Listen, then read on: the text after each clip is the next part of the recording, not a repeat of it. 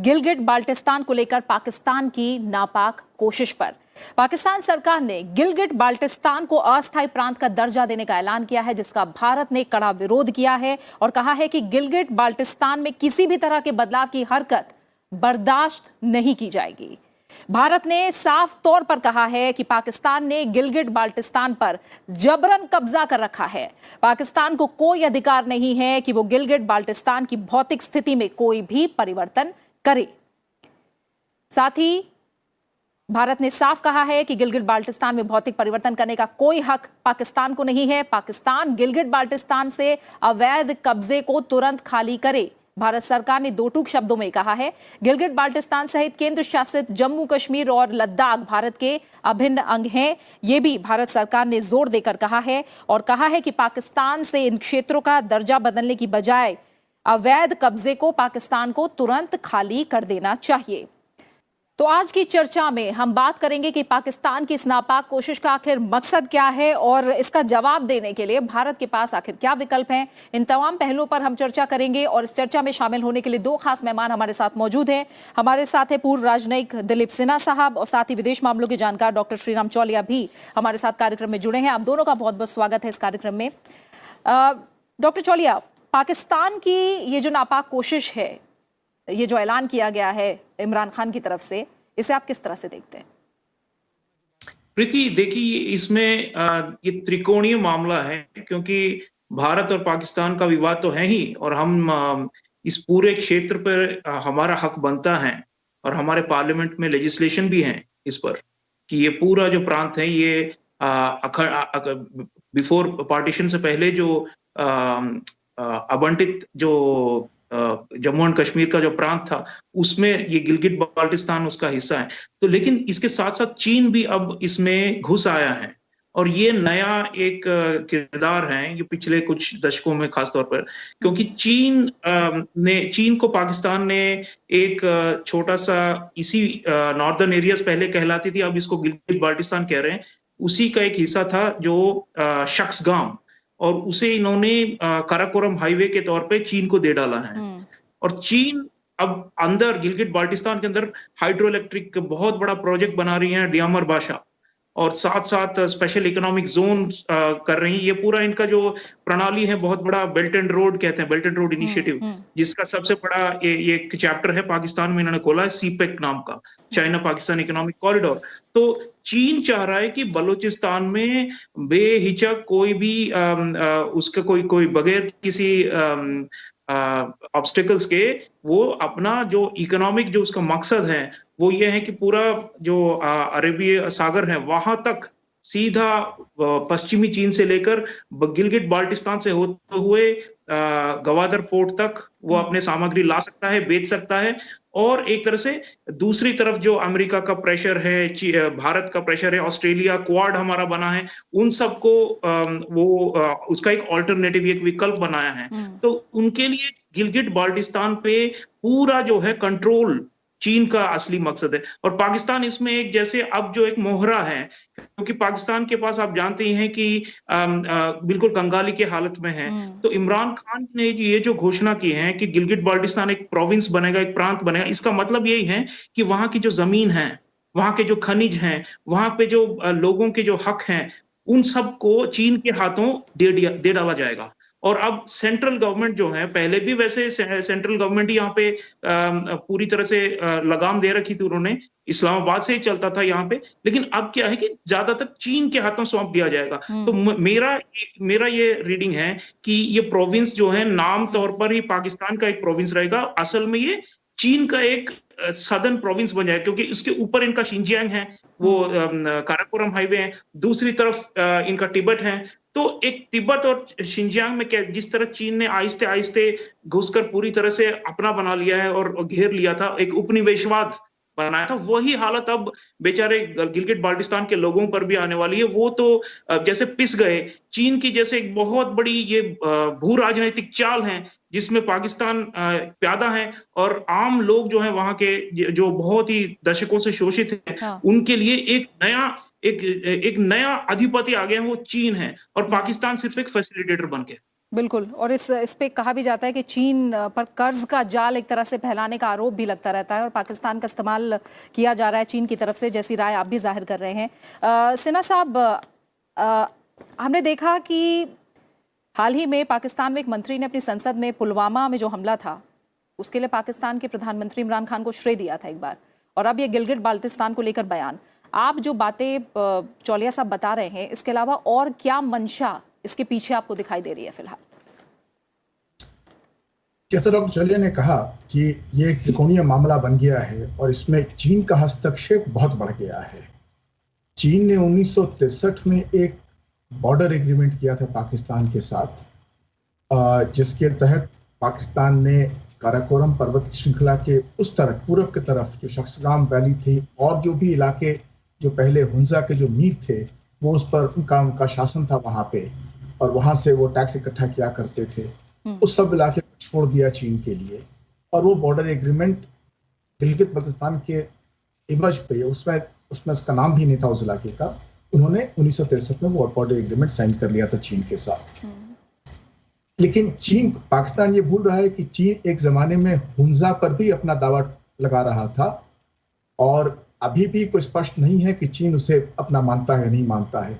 लेकिन ये स्पष्ट है कि ये जो सीपेक जो है, काराकोरम हाईवे जो है, जो चीन ने बनाया है, उसके दम पे आज गिलगित बल्तिस्तान में चीन की सेना एक बहुत बड़ी मात्रा में मौजूद है, क्योंकि ये सारा काराकोरम हाईवे जो बनाया गया है वो चीनी सेना ने बनाया है और चीनी सैनिक वहां पर मौजूद हैं। और ये चीनी सैनिक जो है वो, उनकी जो परिस्थिति है लोकल लोगों के साथ, वो इतनी सौहार्दपूर्ण नहीं है कि वो आराम से वहां घूम सकें। तो वो एक कैंटोनमेंट की तरह से अपने कैंप में ही रहते हैं, बाहर नहीं निकलते हैं वहां से, जिसके संबंध अच्छे नहीं है। तो इस परिस्थिति में पाकिस्तान का जो कंट्रोल है इसके ऊपर, वो धीरे धीरे कम होता जा रहा है। और ये जो दबाव पड़ रहा है पाकिस्तान के ऊपर कि उससे अपना प्रांत बनाया जाए, उसके पीछे बताया जाता है कि चीन दबाव डाल रहा है पाकिस्तान पर, क्योंकि चीन चाहता है कि इस इलाके की जो संवैधानिक स्थिति है उसे वो थोड़ी ठीक की जाए। तो ये जो घोषणा की है इमरान खान ने कि उसे एक प्रोविजनल प्रोविंस का स्टेटस दिया जाएगा, ये एक बड़ी अजीब बात है। प्रोविजनल प्रोविंस क्या होता है? जी, वही बात है कि अगर इतना आत्मविश्वास है इमरान खान को, तो इसमें एक तरह से प्रोविंस प्रोविजनल बनाने की क्यों बात कही जा रही है? अगर इतना ही आत्मविश्वास है, इसके पीछे आप बताइए कारण क्या हो सकता है? इसके पीछे कारण यह है कि पाकिस्तान एक दुविधा में पड़ा हुआ है। एक और तो पाकिस्तान कहता है कि जम्मू कश्मीर का जो प्रांत था, जो प्रिंसली स्टेट था, उसका भविष्य वहां के लोग एक रेफरेंडम या प्लेबिसाइट द्वारा स्थापित करेंगे। दूसरी ओर पाकिस्तान अपनी सरकार से, इस्लामाबाद की सरकार से आदेश जारी करता है और इस इलाके का संवैधानिक जो स्थिति है, परिस्थिति है, वो निर्धारित कर रहा है। तो इसमें जो विरोधाभास है उसमें तालमेल नहीं स्थापित कर पा रहा है पाकिस्तान, और इसी उधेड़ में पाकिस्तान पड़ा हुआ है कि हम करें क्या। या तो हम प्लेबिसाइट के लिए वेट करें या फिर खुद ही प्लेबिसाइट अपने इलाके में करवा लें, वो भी नहीं करवा सकते, और ना ही अपने इस्लामाबाद से जो शासन चल रहा है अभी, उसे कोई संवैधानिक दर्जा दे पा रहा है। बिल्कुल। डॉक्टर चौलिया, बड़ी बात जो आज रक्षा मंत्री ने भी अभी इमरान खान के बयान के बाद, ऐलान के बाद बोली है कि जो मानवाधिकारों का उल्लंघन वहां लगातार उस इलाके में होता आया है, इस तरह के ऐलान के बाद आप उनको नहीं छुपा सकते जो यातनाएं वहां के लोगों को दी जाती हैं। हम जानते हैं तरह तरह के जो आंदोलन हैं वो भी भारत के पक्ष में रहे हैं और पाकिस्तान के खिलाफ रहे हैं। इस ऐलान के बाद आपको क्या लगता है, क्या रुख हो सकता है वहां लोगों का? और दूसरा, जो चुनाव कराने की बात कही जा रही थी, वो कितनी आगे बढ़ती दिखाई देगी? क्या इन मंसूबों में पाकिस्तान कहीं आगे बढ़ता दिखाई आपको दे रहा है, या बहुत ऐसी अड़चने हैं जो उसके सामने आने वाली हैं अभी वहां के लोगों के जरिए भी? जी प्रीति, सबसे पहले तो ये जो चुनाव की बात कर रहे हैं, ये भी धांधलियों से भरी रहती हैं। ये पाकिस्तान जो है यूनिटरी स्टेट है, इसमें कभी भी फेडरल प्रोविंसेस को कोई ज्यादा हक हुकूक दिए नहीं गए हैं। और आजकल तो आप जानते हैं फौज का पूरा एक बोलबाला है, और इमरान खान तो बस एक कठपुतली है उनके।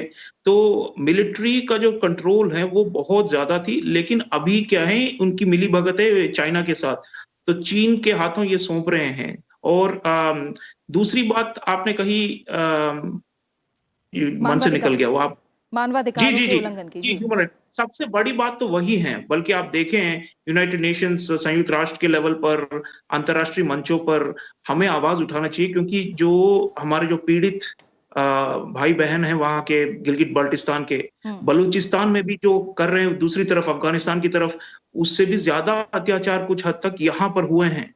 और आप देखिए, एक आंकड़ा मैं बताता हूँ, शिया जो समुदाय है पाकिस्तान में अल्पसंख्यक है। दूसरे लेकिन गिलगिट बाल्टिस्तान में एक जमाने में 80% से ज्यादा शिया हुआ करते थे, और आज जो है लगभग 38% तक उतर आए हैं। इसका मतलब क्या है? पिछले कई दशकों में पाकिस्तानी फौज ने वहां पे पंजाब प्रोविंस हो, खैबर प्रोविंस हो, वहां के पश्तून हो, उन सबको लेकर यहाँ पे इंटरनल सेटलमेंट किया है, और यहाँ की जो डेमोग्राफी है वो बदल डाली। और दूसरा, इन्होंने बहुत सारे वहां पर कत्लेआम भी करवाए हैं। ये जो बहुत ही खूंखार सुन्नी जिहादी जो तंजीमें हैं, जो सीधे पाकिस्तान आर्मी और आईएसआई के इशारे पे नाचते हैं, उन्हें भी वहां पे भेजकर बहुत कई दफे गिलगिट बाल्टिस्तान के शिया, हजारा, इस्माइली, ये जो छोटे छोटे पीड़ित अल्पसंख्यक है, उन पे बहुत ज्यादा अत्याचार किए गए हैं, जुल्म। और इसका ये एक, जैसे उन्होंने मैदान साफ किया और अब चीन के लिए एंट्री हो रही है, क्योंकि पहले से इन्होंने इन सबको सहमा कर रखा हुआ है। तो ये जो इनकी जो आवाजें ये गूंज रही हैं, जब भारत ने आवाज उनके उनके पक्ष में बोला है, तो कई उनके जो एक्टिविस्ट हैं और जो सोशल मीडिया में है, उन्होंने भारत की बड़ी प्रशंसा की, और उन्होंने कहा कि भारत अकेला एक देश है जो उनकी पीड़ा समझती है, और जो दुनिया भर में उनकी जो गूंज है वो सुनाई जा सकती है अगर हम उनका साथ दें। बलूचिस्तान का भी यही रिएक्शन है, और अब गिलगिट बाल्टिस्तान में भी यही है, क्योंकि लोग समझ गए हैं कि इस प्रोविंस का बनना बस एक, जो पहले से जो जाति संहार जो कहते हैं ना, जेनोसाइड या एथनिक क्लेंजिंग जो हो रही थी, वो उसको पूरा खत्म कर डालेंगे। अब 38% भी नहीं रहेंगे शिया वहां पर। और आप जानते हैं पाकिस्तान भर में क्या माहौल है। कुछ हफ्तों पहले ये कराची में हजारों जिहादी तंजीमें, उन्होंने जुलूस निकाला, ये कहते हुए कि शिया काफिर है, हम शियाओं को जिंदा नहीं छोड़ेंगे पूरे पाकिस्तान में। तो ये हालत है। तालिबान का जो माइंडसेट है, तालिबान ग्रुप्स भी जो फौज के साथ जुड़ी है, उन सब ने मिलकर गिलगिट बाल्टिस्तान में एक ये नरसंहार किया है, और ये आगे और भी ज्यादा बढ़ेगा, क्योंकि चीन अगर कहेगा कि इस इलाके में ये थ्रेट है, उस इलाके में ये थ्रेट है, लोग नहीं मान रहे हैं हमारी प्रोजेक्ट्स और पाइपलाइंस की, तो उन्हें उड़ा देंगे। ये हालत है ब्रिटिश। तो इसलिए हमें जोरदार आवाज उठानी चाहिए, हमें एक दुनिया भर में कोलिशन बनानी चाहिए। जो डेमोक्रेसी की बात हो रही है कि अभी हम सब मिलकर चीन का मुकाबला करेंगे, वो तो बड़ी बात है, लेकिन विकल्प हो सकते हैं, भारत की तरफ से क्या कदम उठाए जा सकते हैं, इस पर हम और डिटेल में बात करेंगे डॉक्टर चोलिया। फिलहाल हम बताते हैं कि ये जो पूरा विवाद है, इसका जो बैकग्राउंड है, एक बार हम उस पर चलते हैं। आज़ादी के बाद जब राजे रजवाड़ों को भारत या पाकिस्तान में मिलने का विकल्प दिया गया था, तब तत्कालीन कश्मीर के शासक महाराजा हरि सिंह एक स्वतंत्र देश चाहते थे, और उन्होंने किसी भी देश के साथ विलय से इनकार कर दिया था। लेकिन अक्टूबर 1947 में पाकिस्तानी सेना ने कबायली के भेष में कश्मीर पर आक्रमण कर दिया। ऐसे में महाराजा हरि सिंह ने भारत से मदद मांगी और विलय पर हस्ताक्षर कर दिए। भारतीय सेना ने पाकिस्तानियों को रोक दिया, लेकिन इससे पहले वो कश्मीर के एक हिस्से पर कब्जा कर चुके थे, और तब से लेकर अब तक पाकिस्तान ने इस पर अवैध कब्जे को नहीं छोड़ा है। गिलगिट बाल्टिस्तान पाकिस्तान के कब्जे वाले कश्मीर का ही हिस्सा है। प्रशासनिक नजरिए से पाकिस्तान ने पीओके को, जो पीओके है, उसको दो हिस्सों, पीओके और गिलगिट बाल्टिस्तान में बांट रखा है। जो स्थानीय लोग हैं, उनका आरोप है कि पाकिस्तान इस हिस्से के संसाधनों का प्रयोग करता है और यहाँ के लोगों को हाथ कुछ भी नहीं लगता। वो बदहाली की जिंदगी जीते हैं, मानवाधिकारों का यहाँ हनन होता है, उन्हें यातनाएं दी जाती हैं। लोगों का ये भी है, कहना है कि इस इलाके में आपातकाल की स्थिति है, अगर कोई उसके खिलाफ आवाज उठाता है तो फिर उन्हें यातनाएं दी जाती हैं। जो लोग विरोध करते हैं उन्हें लगातार सताया जाता है। तो ये है थोड़ा सा इतिहास और यहाँ की जो स्थिति है फिलहाल, उसके बारे में हमने आपको बताया है। जब हम स्थिति की बात कर रहे हैं सिन्हा साहब, ये भी माना जा रहा है कि प्रधानमंत्री इमरान खान ने विपक्षी मोर्चे पाकिस्तान डेमोक्रेटिक मूवमेंट के हमले के बाद अपनी सरकार के बचाव में हो सकता है ये ऐलान किया, क्योंकि कुल 11 सियासी दलों ने, हमने देखा सितंबर 2020 में लोकतंत्र बहाली की मांग के साथ पाकिस्तान डेमोक्रेटिक मूवमेंट नाम से भी एक मोर्चे का गठन किया, और जो लगातार इमरान खान पर हमलावर है। कहीं ना कहीं अंदरूनी राजनीति के लहजे से भी एक तरह से देखिए ये ऐलान हो सकता है, जो स्थिति है वहां उसके लिहाज से बताइए। हाँ बिल्कुल, वो तो एक मुद्दा है ही कि पाकिस्तान में इमरान खान के खिलाफ एक ऑल पार्टी अलायंस बन चुका है और उसने एक आंदोलन छेड़ दिया है पाकिस्तान में। बल्कि वो बोल रहे हैं, पाकिस्तान में आज ही कहा मरियम नवाज ने कि अगला साल पाकिस्तान में चुनाव का साल होगा। साथ साथ एक ये भी बात है कि 15 नवंबर को वहां चुनाव होने वाले हैं गिलगित बल्तिस्तान में। ये चुनाव 18 अगस्त को होने वाले थे, कोविड के कारण उन्हें स्थगित कर दिया गया था। इस चुनाव में अगर पाकिस्तान तहरीक इंसाफ पार्टी नहीं जीतती है तो ये नवाज शरीफ के लिए बहुत बड़ा धक्का होगा। पिछले चुनाव जो 5 साल पहले हुआ था उसमें 22 सीटें जीती थी PMLN ने, नवाज शरीफ की पार्टी ने, और 2 सीटें जीती थी PPP ने। तहरीक इंसाफ पार्टी को वो सीट नहीं मिली थी, बाद में उन्होंने एक को दल बदल करके अपनी पार्टी में शामिल कर लिया। तो इस वक्त जो चुनाव 15 नवंबर को होगा, यदि इसमें नवाज शरीफ इमरान खान की पार्टी हारती है, जिसकी बहुत बड़ी संभावना है यदि सेना उनकी मदद न करे, तो इमरान खान के बहुत बड़ा धक्का होगा ये। और इन्हीं दोनों बातों को लेकर के इमरान खान ने कहा, ये घोषणा की है कि शायद इसी बहाने उन्हें कुछ और वोट मिल जाए। ठीक है।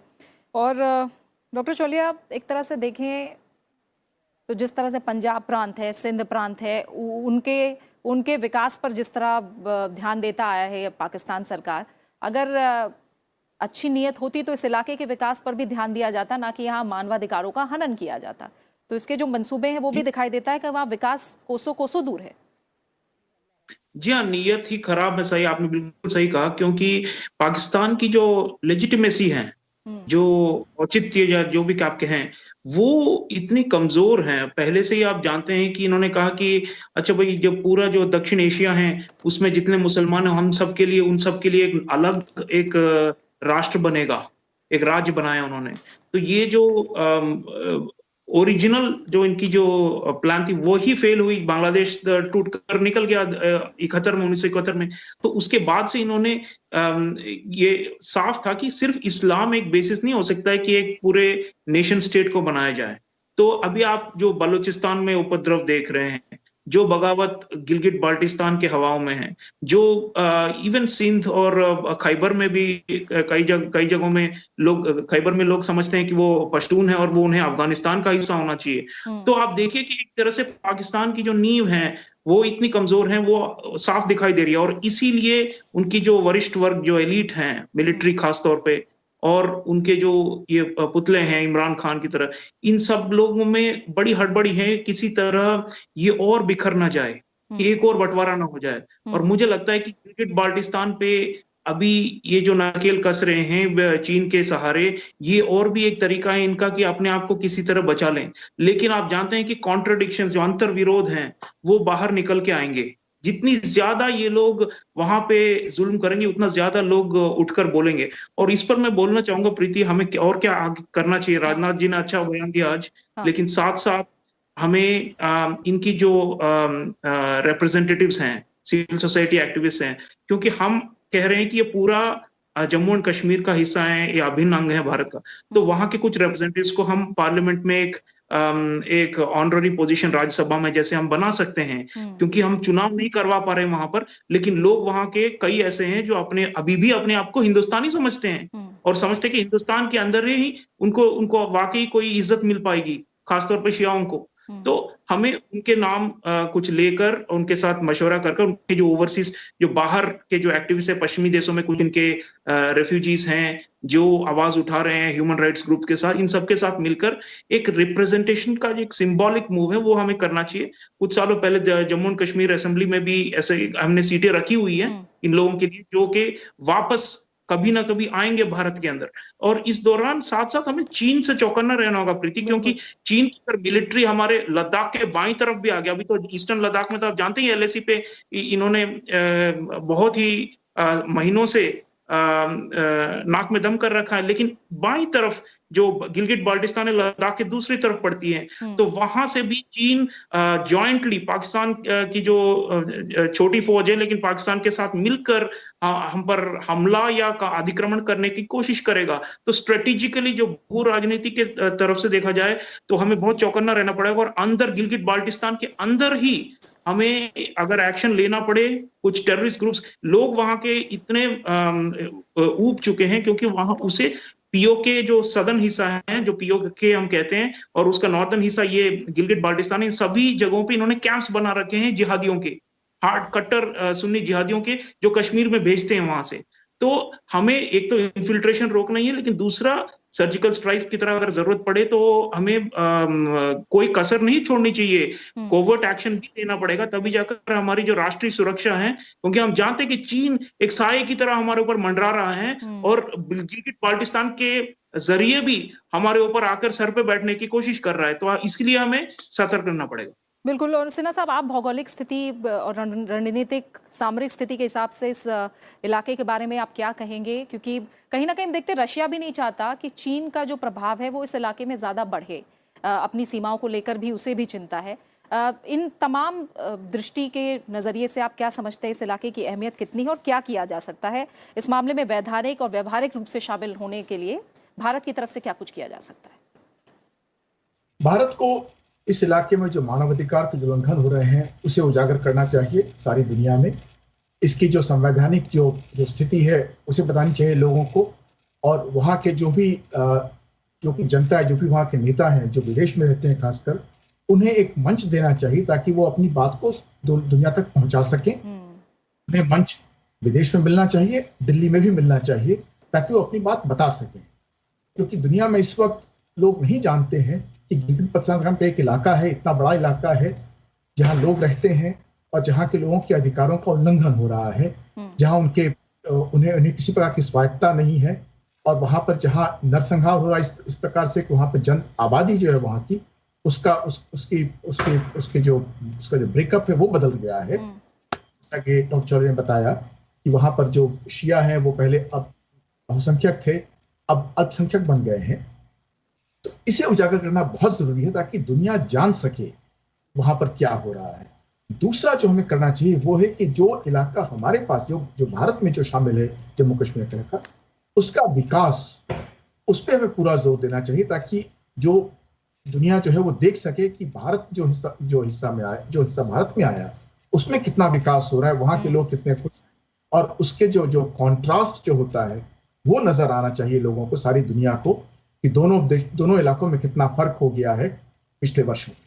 बिल्कुल। और केंद्र शासित प्रदेश बनने के बाद जो स्थितियां हैं वो भी जम्मू कश्मीर और लद्दाख में काफ़ी बदलती दिखाई दे रही है हमें। आखिर में, क्योंकि आतंकवाद का जिक्र ज़रूर होता है जब पाकिस्तान की बात होती है, डॉक्टर चौलिया, लास्ट में कमेंट चाहूँगी, कहीं ना कहीं इस इलाके का इस्तेमाल आतंकवाद के लिए जिस तरह से पाकिस्तान करना चाह रहा है वो नहीं कर पा रहा है, हो सकता है ये भी एक वजह हो। तो किस तरह से अंतर्राष्ट्रीय मंचों में हमने जिस तरह से पाकिस्तान को मुंह की खानी पड़ी है, और इस मोर्चे पर आगे बढ़कर भारत और क्या कर सकता है, पाकिस्तान को कदम पीछे खींचने पड़े ताकि? जी देखिए, बालाकोट का जो हमने हमला किया था वो खैबर प्रोविंस तक गई थी, और इसी तरह मैं मानता हूं कि एयर पावर हो या लैंड इन्फेंट्री के जरिए हमें जब जरूरत पड़े तो एक्शन लेना पड़ेगा गिलगिट के अंदर, जहां पे आम लोगों की मदद लेकर। और ये एक खास चीज है क्योंकि बलूचिस्तान में भी हम चाहेंगे कि लोग आजाद हों, और इसी तरह गिलगिट बाल्टिस्तान में भी हम चाहेंगे कि लोग आजाद हो, वापस हिंदुस्तान के अंदर आए। तो इसके लिए देखिए प्रोएक्टिव मेजर्स लेने पड़ेंगे। पाकिस्तान जरूर कमजोर पड़ गया है, एक माली हालत बहुत ही खराब है पाकिस्तान में कई वर्षों से, इसीलिए चीन को सौंपने की नौबत आ गई है उनको, और अब लग रहा है कि चीन ही बागडोर संभालेगा इस पूरे प्रांत का। गवादर से लेकर कशगार जो उनकी शिनजियांग है, गिलगिट बाल्टिस्तान से होते हुए इन्होंने सारे रूट्स बना रखी हैं। तो चीन अब जो है सीधे जैसे आमने सामने आ गया हमारे, तो हमें चीन की जो इसमें इस पूरी भूमिका है उसको भी उजागर करना चाहिए, क्योंकि पाकिस्तान तो शैतानी करता ही हम जानते ही है, लेकिन चीन जिसे भस्मासुर की तरह मंडरा रहा है, इस प्रांत में जो चीन कर रहा है उसके बारे में बाहर की दुनिया कम जानती है। तो ह्यूमन राइट्स तो हम जरूर, हमें एक चाहे रेडियो प्रोग्रामिंग हो, गिलगिट जो बाल्टिस्तानी जो उनकी जो भाषाएं हैं उसमें हम विविध भारती से टेलीकास्ट करें या दूरदर्शन से, राज्यसभा, लोकसभा, इस जरिए से लोग विश्व भर में उजागर हों इसके बारे में। लोग जैसे अभी कॉन्शियसनेस कम है इसके बारे में। ज्यादातर लोग कहते हैं अच्छा भाई कश्मीर है, कश्मीर एक विवाद है, लेकिन ये नॉर्दर्न एरियाज जो हैं ये भी एक हैं और इन पे कम नजर पड़ी है लोगों की। और जितना ज्यादा हम प्रमोशन, प्रोपागेंडा आप जो कह लें वो करना जरूरी है, क्योंकि ये तो एक जैसे जमीनी लड़ाई है और जमीर की भी लड़ाई है। तो हमें जोरदार प्रोपेगेंडा करना चाहिए ताकि इंटरनेशनल फोरम्स में हर जगह ये नारा चले कि गिलगिट बाल्टिस्तान पाकिस्तान का हिस्सा नहीं है और चीन का भी गुलाम नहीं बनाने देना है। बिल्कुल। फिलहाल इसी के साथ डॉक्टर शौलिया आपका और सिन्हा साहब आपका दोनों का बहुत बहुत शुक्रिया। कार्यक्रम का समय यहीं पूरा हो रहा है, तो जाहिर है भारत ने पाकिस्तान के इस नापाक मंसूबे का